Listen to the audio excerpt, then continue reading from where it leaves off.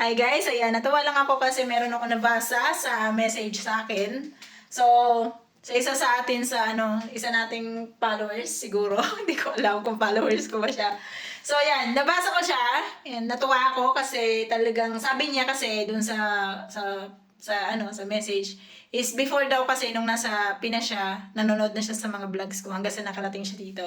And unfortunately, yung napuntahan niya na company is company ng kaibigan ko. And nakita niya na meron kaming ganap ng kaibigan ko at nakita niya nakasama ko yung katrabaho niya. Na kaibigan ko nga and then katrabaho niya. So natuwa ako sa kanya. So ilalagay ko dito. So i-shoutout ko daw siya.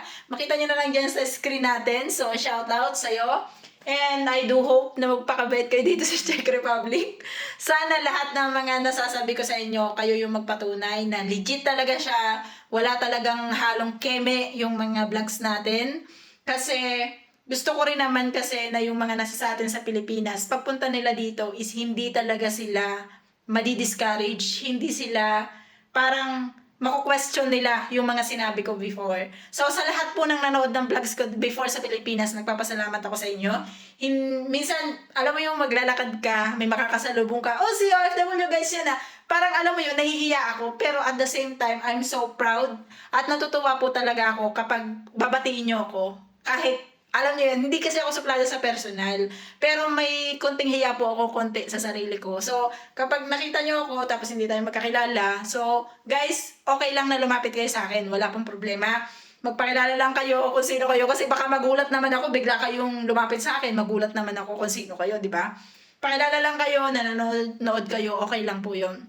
So guys, dito sa Czech Republic, kung sakali man nasa Pilipinas kayo, magkita tayo dito sa Czech Republic, tayo po ay pantay-pantay. Pareho po tayong nagtatrabaho dito sa Czech Republic. Anong kaibahan? Ang kaibahan, makapal lang yung mukha ko. Yun lang yung kaibahan dun. Hindi. Ang kaibahan guys, alam nyo ko ano? Ang kaibahan, medyo nauna lang ako sa inyo. Ang kaibahan, nagbabahagi ako ng mga information na pwede nyong malaman in the future dito sa Czech Republic. Yun po yung kaibahan. Pero pagdating sa literal, baka mas malaki yung sahod nyo sa akin, baka mas maganda yung napuntahan yung company. Ako po ay factory worker din dito.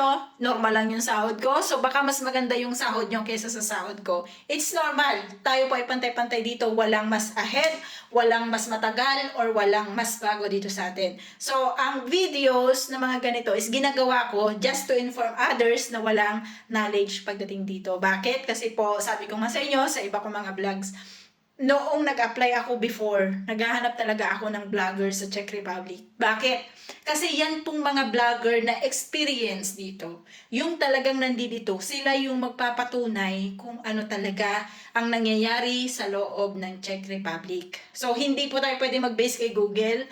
Hindi tayo pwedeng mag-base sa kung saan mang platform na pwede nyo tanungin. Ang tatanungin po natin is yung mga experiensyado. Yung may experience dito, yung nandito talaga. Kasi sila yung may alam ng kalakaran dito sa loob. Pero, ang nangyari kasi, way back 2022, wala akong makita. Guys, wala talaga akong makita. Alam mo yung, naghahanap talaga ako. Kasi, hindi ko nga alam ang Czech Republic. Ano ba yung gawa dito sa Czech Republic? Ano ba yung mga klase ng tao? Ano ba yung mga salita nila dito? Paano yung process nila dito kapag nag-apply ka? Diba? Wala talaga, as in, sabi ko nga sa inyo, ang Czech Republic, hindi siya halos pumapasok sa isip ko na bansa siya. Hindi ko siya halos naririnig. So ngayon, dahil nga nag-apply ako sa kanya, kasi sinabihan nga ako ng kaibigan ko na mag-apply ako dito, so pag-apply ko sa kanya, naghanap ako ng vlogger dito sa Czech Republic. At that time, wala talaga akong makita. So nag-base ako kay Google. Tsaka doon sa kaibigan ko na pinagtatanungan ko. Pero syempre, minsan kasi, pag nagtanong ka sa kaibigan, hindi mo laging matatanong siya ng mga ganung bagay. Diba? So, iba pa rin talaga pag meron kang nakita ng mga vlogs na ganito. So, iba pa rin. Lalo na kapag yung vlogs is talagang yung accurate siya. Average, ganun. Accurate, ganun. Kasi may mga vlogger kasi minsan for the views, magsasabi ng ganito, sabi na ganito ang sahod dito sa Czech Republic, which is, minsan questionin natin, bakit gano'n sila magsabi ng sahod sa Czech Republic? Halimbawa, may makausap ako, ang sahod lang dito sa Czech Republic, magkano? 19,000 crowns. Parang ang sakit naman nun, sasahod ka ng 50,000 si employee A, tapos si employee B, 90,000 crowns. So, kailangan ko rin isipin, as ako, na average yung sasabihin ko sa inyo. So, kung mapapansin nyo sa mga vlogs ko, nagsasabi ako na possible, na ganito yung sahod, possible, range, average, yan yung mga maririnig nyo sa akin pag nag-topic ako ng tungkol sa sahod.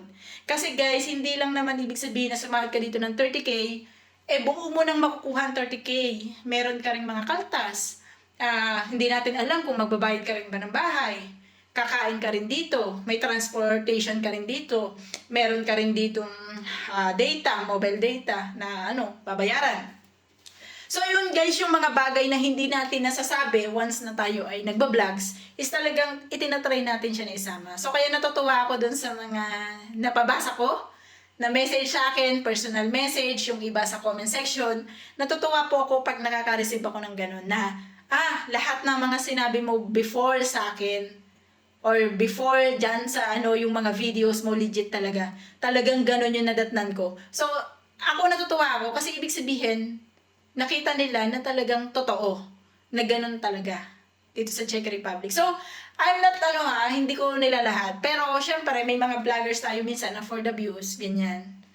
Which is, baka sa kanila ganun. Hindi naman natin kasi pwedeng sabihin na pare-pareho tayo dito. Baka sa kanila ganun, dito sa amin hindi. Pero kailangan, ako as a person, kailangan average ako sa kung magkano talaga yung sinasahod normally. Yun talaga yung akin. Kasi nga, ang target ko na makapanood ng mga vlogs ko is hindi ang mga nasa Czech Republic. Ang target ko na makapanood ng vlogs ko is yung nasa Pinas. So, ano na lang yung magiging reaction ng mga kababayan natin na nasa Pilipinas at pagdating dito, sinabihan ko sila na, oy, ang sahod namin dito ay 40,000 crowns. Ang laki, di ba? So, syempre, sa utak nyo, alam nyo na yon. Kahit ako, normal yan. 40,000 crowns sa utak nyo, mag-iisip na kayo, laki nun na. Siguro, nasa mga 90 or 100,000 pesos na yon. So, syempre, isipin nyo, yung 100,000, nung padala ko sa amin ng sabihin natin 50,000, may matira pa sa akin 50,000, may ipon ng 50,000. Pero, nalimutan po natin nakakain kayo dito. Nalimutan natin din na may transpo kayo, mayroon kayong wifi, or meron kayong ibang mga bills na hindi nila alam. Bahay, something like that. 'Di ba? So, kaya ako sa lahat, kung mapapansin nyo, ang aking binabanggit lagi is yung average. So guys, maraming salamat po. I appreciated. Especially doon sa pinagdedicatean ko ng videos na to. Na-appreciate ko etong pagsuggest mo sa akin or pagpapashoutout mo sa akin. So sa lahat po, marami pa ako nababasa na ganyan. Nagte-thank you na lang ako sa inyo. Guys, so maraming thank you sa panonood nyo. So guys, kung gusto niyo ng mga ganitong videos, pwede kayong magpunta sa ating Red App, naka-playlist po yan. So lahat ng mga topic about sa Czech Republic, baka nandun na. So hindi ko alam kung lahat is updated, baka may outdated na. Tingnan nyo na lang yung date kasi minsan meron akong bagong release. Na halimbawa, nung way back 2022, ganito. Ngayon, way back 2025, ganito. Iba na po ngayon 2026, ganito. So, tingnan nyo na lang yung date, no, guys? So, yun lang. Thank you.